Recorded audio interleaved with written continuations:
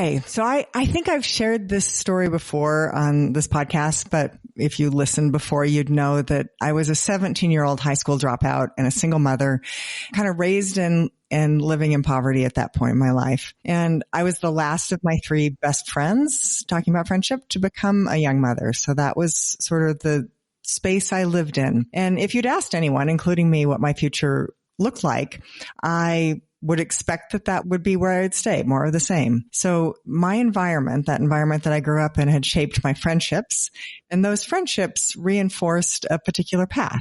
But then having that baby, something shifted. I got some encouragement to go to college, and access to Pell Grants and other financial aid allowed me to afford college. And college didn't just give me an education. It gave me access to entirely different environments. And that allowed me to change the course of my life. I had places to live, different kinds of work, different communities, and different friendships. And those created new possibilities and futures for me. So today on our 7 domains of friendship, we're talking about the environmental domain. I don't just mean whether you live near a park or breathe clean air, but I think we're going to talk about those, and they matter a lot. I think that the physical and social infrastructure that makes friendship possible, that just it sets you up for who you're going to bump into, is really important to think about. So those spaces where we encounter each other and the institutions that bring us together, that is the environment that friendship takes place in. So the freedom or the lack of it to move towards communities or connections that we need are really important. I'm Katie Ward. I'm a professor in nursing at the University of Utah and an anthropologist. And with me today is my friend and my co-host, Dr. Kirtley Jones, who's with the Department of Obstetrics and Gynecology and a reproductive endocrinologist. And Katie, yours is a powerful story, an amazing change of environments and friends who allowed you to blossom and have your wonderful son. And I came from a very different environment. Moving every couple of years made making friends that were other than temporary a little difficult. And I was in the environment of first child. And we could talk a lot about order theory, but the first child of 4. So according to child order theory, my friends were not as important to me as adults in my life, particularly the approval of friends. And that's what child order theory says. The first children are looking more to adults for approval. And I had zero importance of my friends in terms of what I thought of them and they thought of me. Not that they weren't my friends, but what they thought and how they drove my behavior was zero. And my neighborhoods were made middle class. My junior high school environments were highly educated families, and my friends and I all were expected to go to college, but it wasn't really wealthy. They were all pretty much white.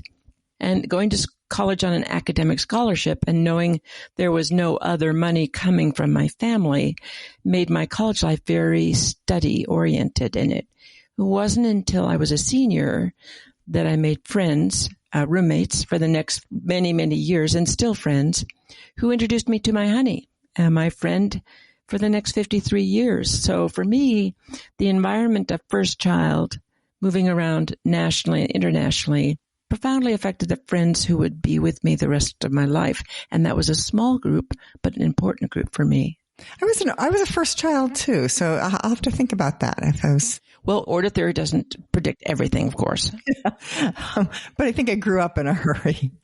But yeah, I keep coming back to this idea of the big sort. So this is getting a little more meta than where each of us come from. But this is a concept from the journalist Bill Bishop, and it's been something people have been thinking about a lot, about how Americas are increasingly clustered into like-minded communities, sorting ourselves geographically by values, politics, education, and economics. So we're not just choosing where to live anymore, but we're choosing who to be around. And it has profound implications for our friendships. And I'm thinking about it right now because politically in this particular moment when we're recording this, we're thinking about gerrymandering. And so, this is some mathematical stuff that's happening on top of already, people already sort of sorting themselves and, clustering around people who are like them. So I think like there's this big picture going on where we're losing some of our environmental infrastructure that used to create friendships. And there were a lot of things that brought us together as a community, not by choice, but just by virtue of living in community. And I feel like we're losing a number of those things. So we're losing local newspapers where everybody in town was reading the same stories and following. You found out everything that everybody else was doing. Yeah. Who didn't bring their garbage in on the Monday after the trucks came by, and whose kids were in trouble. I remember moving into a small town as a child, and there was, there was a list of who came to the house and what food they brought. And that was news. But yeah, just where everybody's reading that same information, and, everybody's following the local sports teams and seeing the same letters to the editor and having a shared reality. And now it's curated, and, you're not getting the same news as your next door neighbors. And, then there's spaces like union halls and places that built community, churches, and so many other things, book groups, bridge clubs, bowling leagues, but places where you'd gather together with people that shared something. You could come together on those, on your shared interests in a way that I feel like we're sort of losing in our highly connected via social media, but separated and sorted. The rise of the TV where you could stream anything from a million different platforms, so you can pick your platform. I mean, people used to watch TV, but everybody was watching one of three things, and it was Cronkite or it was whoever. But people didn't used to spend that much time in front of the tube. So there was more time for dad to go to the bowling league or for mom to go, whatever. My parents sang in the Adelines in the barbershop, and because people weren't stuck in front of a TV. So you went out and hung out with people, and maybe they were like-minded people. I don't know. People who sing barbershop could come from a bunch of different religious and political persuasions. But once you have to be in four-part harmony, you have to be in four-part harmony. I mean, I don't want to just bemoan the loss of the past, because I do want to stay encouraged about the potential for the future. But I have been thinking about this sort of sorting business a lot. I've also been thinking about, and I guess because I'm in a college and I'm paying a lot of attention to how we're thinking about higher education, but that was why I started here with the impact that college had for me, because that was not the path I was on. Like, whether or not I went to college was not important to my parents. That was a decision I made as the consequence of an early pregnancy. It was like, oh my goodness, I have got to get a better job than what's available. And college was going to be my path to doing that. So what I didn't understand was I wasn't just getting an education. I was getting an access to an environment where I'd encounter people unlike me.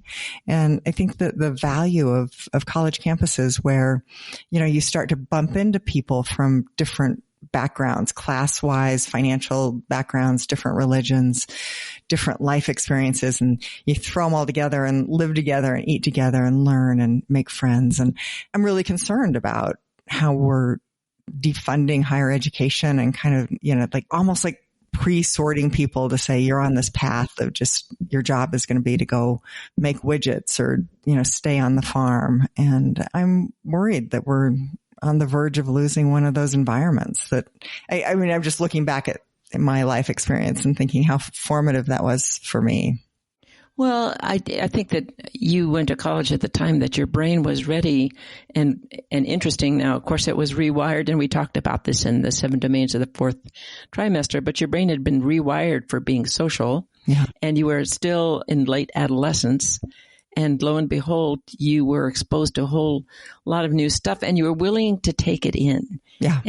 Had we thrown you in a college as a 50-year-old, you might not have been quite as willing. And I think from my experience, my friends weren't really cross-cultural. They had similar backgrounds. My parents always made friends in the neighborhoods where we lived, but they were neighborhoods that kind of looked like us all over the world. We could find little pockets, and we'll get to that topic later, because people, when they move, they look for neighborhoods that are like them. So this is our way, is to not sort all that much.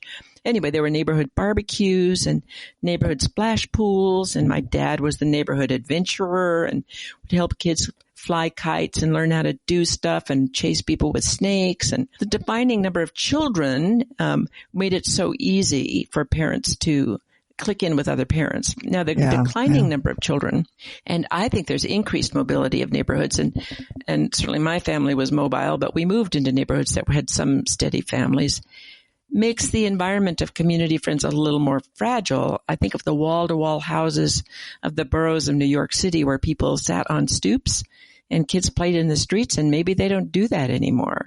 People pack up and move for jobs and for financial reasons, both good and bad. Declining financial fortunes make people have to pack up because they can't afford their rent, or they have to sell their house and they have to move someplace else. But when we do move, we always are looking for something that we hope will be somewhat familiar. And I think about the poor kids when they move to a new school. You know, being the new kid in town is not a comfortable relationship, I think, for just about anybody. So I think we've been movers for a long time, but I think if we have a choice, we have a tendency not to sort. We try to look for something that looks a little bit like us. I don't know what you think about that. I mean, as an anthropologist, it's one of the things I study is the idea that humans migrate. It's kind of what defines us as a species. Yeah. So that's a thing that I study is how people move around the globe. I'm fascinated by it. My own family story, my baby book says that I was 133rd in line to the Habsburg Empire. So my family That's a little bit ways big. It's a little bit of a ways. But somewhere the person around 125 decided that was too long to wait for the throne and packed up and left Austria for the United States. And I actually don't know the full story about why you'd leave, because I think they did actually have some connection to the court, but it must have, it was weak at best. But the promise of whatever was happening in America compelled them to cross an ocean and start over and bet on a whole new future. And they could do that. They had that freedom. I feel like that's another big thing that seems to be happening at the moment is like everybody seems to want to close their borders. Yeah. I'd kind of like to move to New Zealand, but they won't let me in. Oh, why? You have talent. You've got a little bit of money. Not enough. But I'm too old. I would just be a drain on their lovely social structure. But what we do, corporations can move. So, corporations can go wherever they want in favor of lower taxes and cheaper labor, and capital seems to flow across borders. But it does feel like we're increasingly kind of stuck in place, whether that's big moves or little moves. I kind of disagree. Yeah. I think people with money during COVID, people with money move to places that were often rural or beautiful because they could work from home. Poor people move because they have to move because they can't afford where they are.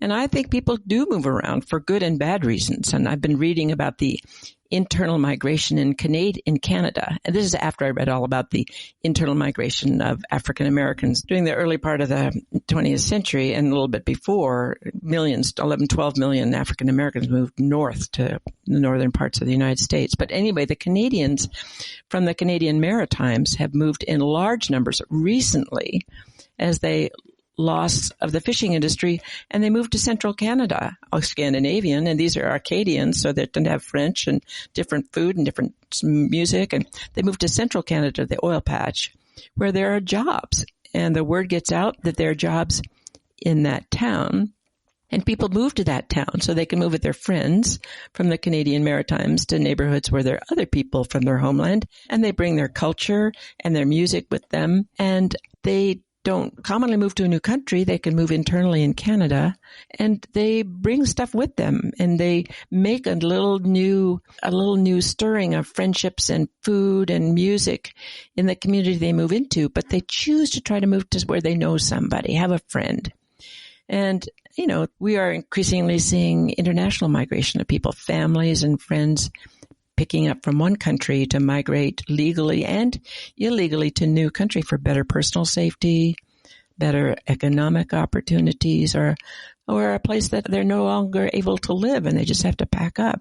So I think we've been on the move as long as we've been humans. And I think we're still on the move. It may be harder for people in the middle. For people on the bottom, they have nothing to lose if they've got the energy to move. People at the top, they can go anywhere they want in their great big boats or their corporate jets or whatever. But people in the middle might be less able to move for one reason. And you want to be around people you know, right? So, but I think the point about this whole episode is that the environment does shape that. Like, I think a lot of people are moving because, the coasts are rising. They have to move inland.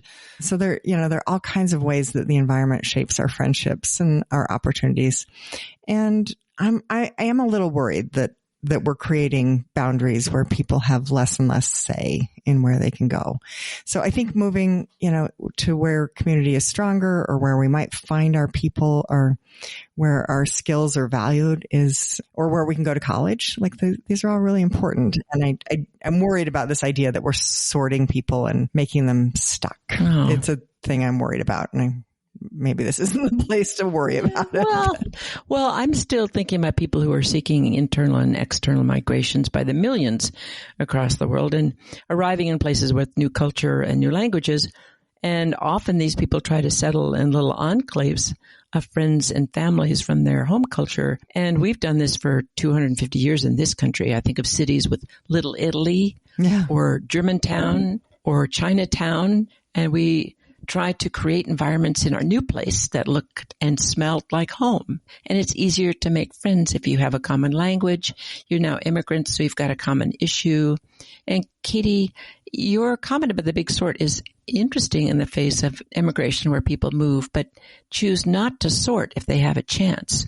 They move to neighborhoods or areas with other people from their own culture or their own race or their own whatever, and they have more in common, and they're closer to someone who can make a decent tortilla or an almond cookie or noodle soup. But what I love is when that happens, there's invariably opportunities for cross-cultural friendship. When I first moved to Salt Lake, it was a very homogeneous town. You couldn't get a bagel here to save your life, and coffee was hard to find, and Mexican food was 2 restaurants, and forget Ethiopian food or something else. And now I have places to go and people to talk to and new friends to make who came to this city and settled down and made new little environments that I want to go visit. And this is Salt Lake, for goodness sake. So I'm encouraged by the fact that people are picking up and moving, and they bring some friends, they bring family.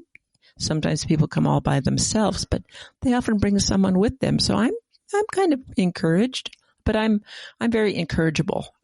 It's what I love about you. I see the sun in every good tortilla. I can see its sunshine. And yeah, I think there's an interesting thing where it's easy, like, I don't know if it feels easier, but I feel like people are staying in their house more. There's a guy, somebody I follow on social media, and he does this skit about when your doorbell rang in the 50s and you'd be like, someone's at the door. Now your doorbell rings and like the thing in his skit is, the dog holds still and puts a lampshade on his head and he's hiding under some cushions on the couch, and you just don't answer the door and you look at your Ring doorbell. And I love it when people ring my doorbell. It's wonderful. We used to, when my kids were growing up, we had a house with a pool, and we would just hold the pool open every Sunday afternoon. It was open plunge, and our neighbors and our friends knew that they were just welcome to come over. But it did really create community in a way that I miss a lot. I keep thinking I need to get another pool, but probably I just need to open my porch and say, come over, and there's something here. Yeah, I don't want to sound like I'm just romanticizing the past or ignoring new forms of community, because there are some spaces I don't fully understand because I'm not on them. So, like even for people that don't want to go outside, there are, Twitch streams and Discord servers where people are connected. I don't know what those are, Katie. Right? I have no clue what I'm saying, what you just said. What did you even talk about? What did you say? So Twitch is a thing where you sort of sit on your computer and you're watching somebody else play video games, but you have headphones and you can comment on what they're doing. I can't even think that's even vaguely interesting to me.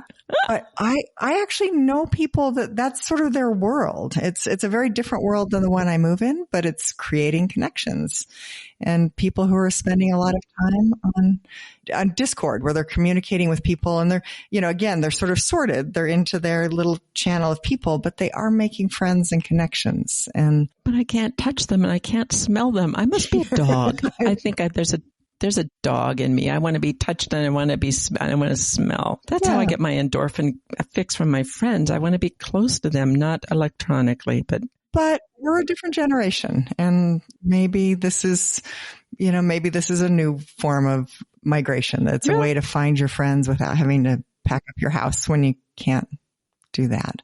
Yeah. But Burning Man is another community I haven't quite gotten into, but it's like this intentionally temporary community and people build connections around that. So thinking there may be a lot of new things that I don't know about that are new environments where friendships form and they create bridges in ways that some of the things that I've been bemoaning the loss of, maybe these new opportunities. And I'm in this funny space where I'm not participating in, or the past things feel gone and I'm not participating in the new things. So I think the point is to figure out ways to find your people, whether it's, game nights or joining a gym, and there are still bars and the age-old pub. I admire a good pub. Some spaces aren't my spaces, but I think it's worth thinking about. Yeah, I'm working personally on getting to my neighborhood again because the neighborhood's turned over a couple times since I've lived here, and I need to. I'm going to say yes to everything. Everybody who says come on over, or everybody knocks on my door, I say yes, come in. And I would say yes to the neighborhood potluck. And you might make a friend. You might find someone who can dig you out when the snow gets too deep for your little blower.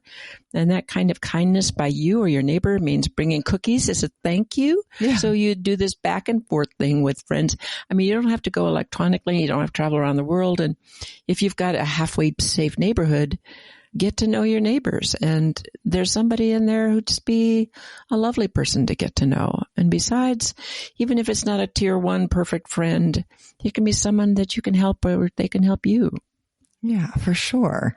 And I think, you kind of keep trying till you find the space that works for you. Like, not every environment's going to feel right, and that's okay.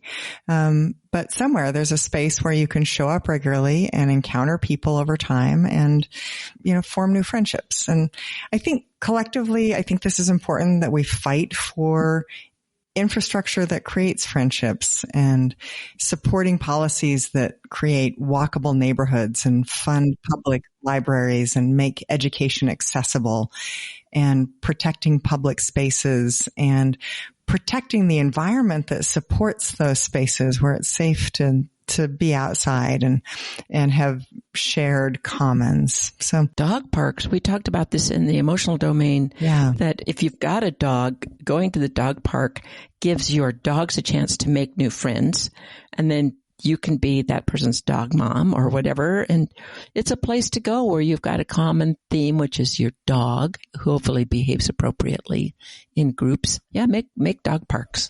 Yeah, make movement possible, because if friendship doesn't just happen, it does require an environment that makes it possible. And I think we have to be cautious to forces that are creating environments that make it harder, because there are those forces out there. So I think that was the thing I wanted to advocate for, was paying attention to the environment, because it does impact our friendships.